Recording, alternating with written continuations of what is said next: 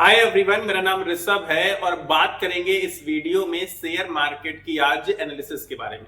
तो share market में आज क्या हुआ है, अगर आप उठाकर देखेंगे तो निफ्टी 50 आपको निगेटिव नजर आने वाला है, जबकि बैंक निफ्टी आपको हल्का सा पॉजिटिव नजर आने वाला है। तो बैंक निफ्टी तो देखिए बहुत खास चीज नहीं है उसमें बताने के लिए आपको, क्योंकि थोड़े थोड़े बैंक्स कुछ उठे हैं कुछ गिरे हैं, नॉर्मल लगभग है। लेकिन एसबीआई कंपैरेटिवली बहुत ज्यादा आज गिरा हुआ नजर आता है।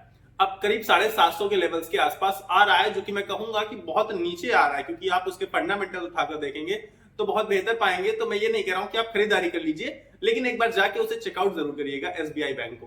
बाकी बैंकिंग सेक्टर तो ठीक ठीक नजर आ रहा है। क्यों नजर आ रहा है? क्योंकि देखिए एफआईआईज ने एंट्री ली है अभी एक दो दिन पहले मार्केट में, लेकिन अगर एफआईआईज को सेफ नहीं लगेगी मार्केट, क्योंकि जो कि अभी नहीं है हमारी मार्केट सेफ, क्योंकि उठा पटक मची हुई है, वॉलेटिलिटी बहुत हाई है, तो ज्यादातर बड़े बैंक्स की तरफ, बैंकिंग सेक्टर की तरफ एफआईआई रुख करेंगे। ये एक खास बात है और ये सच भी है। तो अब बैंक निफ्टी की बात कर लेते हैं। बैंक निफ्टी हो गया, अब निफ्टी 50 की बात करेंगे।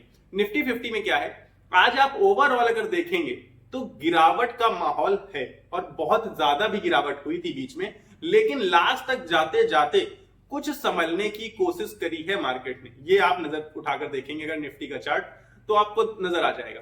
अब कुछ संभलने की कोशिश करी, उसमें रिलायंस जो कि हमारा हाथी है वो भी लास्ट में आते आते पॉजिटिव हो गया था, जबकि ओवरऑल पूरे दिन भर लगभग निगेटिव रहा है। तो आज चीजें बेहतर होते हुए नजर आई हैं। मैं ये नहीं कह रहा हूं कि बेहतर हैं, बहुत निगेटिव चीजें थी, ज्यादातर चीजें निगेटिव नजर आ रही थी, ज्यादातर स्टॉक्स निगेटिव नजर आ रहे थे।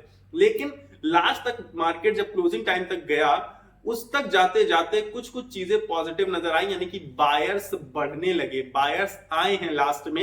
ये चीज इंडिकेट करती है कि जो देखिए बड़े प्लेयर्स हैं, वैसे भी वो 3 बजे आते हैं एंट्री लेने मार्केट में, तो इसका मतलब ये है कि बड़े प्लेयर्स एंट्री ले रहे हैं धीरे धीरे करके, क्योंकि आप सब जानते हैं कि अब मार्केट के पास बहुत नीचे जाने के लिए कोई बहुत बड़ा रीजन नहीं है।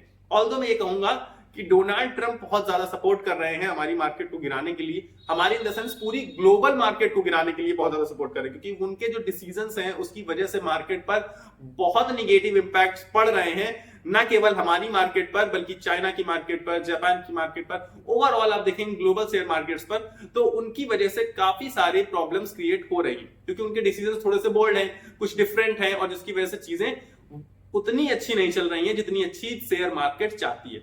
तो अब हमारा बजट पॉजिटिव था, लेकिन जो ग्लोबल सिचुएशन है वो उतनी अच्छी नहीं है, इस वजह से बहुत तेज रैली नहीं दिखा पा रहा है शेयर मार्केट। लेकिन आप एक चीज यकीन मानिए कि अगर आप लॉन्ग पीरियड ऑफ टाइम में देखेंगे, यानी कि आप थोड़ा सा लंबा समय देकर देखेंगे, तो शेयर मार्केट ऊपर जाते हुए ही आपको नजर आने वाला है।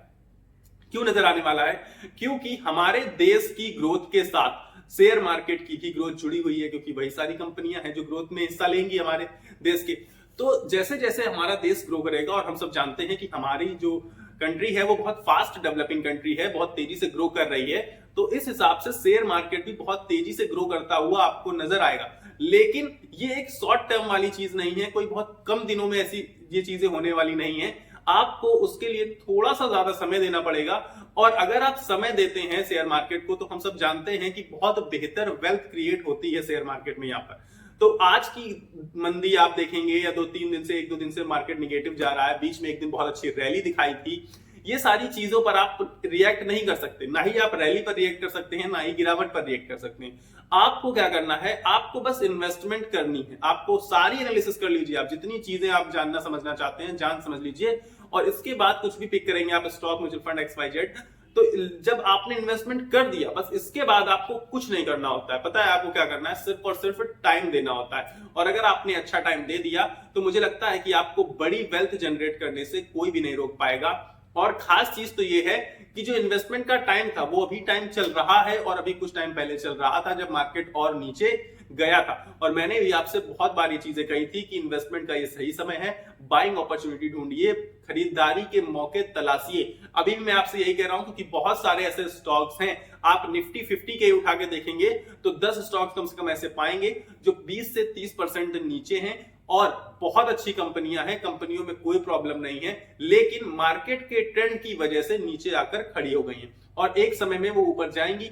तो उस समय जब वो ऊपर जाए तो आपके पास वो स्टॉक होना चाहिए, ताकि आपको भी उससे पैसे कमाने का मौका मिल सके, आपका भी प्रॉफिट हो सके। यही सारी चीजें हम इस चैनल पर समझाते हैं। तो इस वजह से अभी फिलहाल इस वीडियो में इतना ही रखते हैं, और दूसरे वीडियोस आएंगे तो आप देख सकते हैं। रेगुलर बेसिस पर हम लोग शेयर मार्केट को कवर करते हैं। तो अगर आपको ये वीडियो पसंद आया तो वीडियो को लाइक कर देना, चैनल को सब्सक्राइब करके मेरे साथ जुड़ जाना, ताकि आपको ऐसी न्यूज, ऐसी खबरें, ऐसे वीडियोस मिलते रहें रेगुलर बेसिस पर।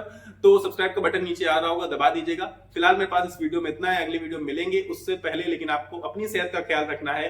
स्वस्थ रहिए, मस्त रहिए। नमस्कार, धन्यवाद।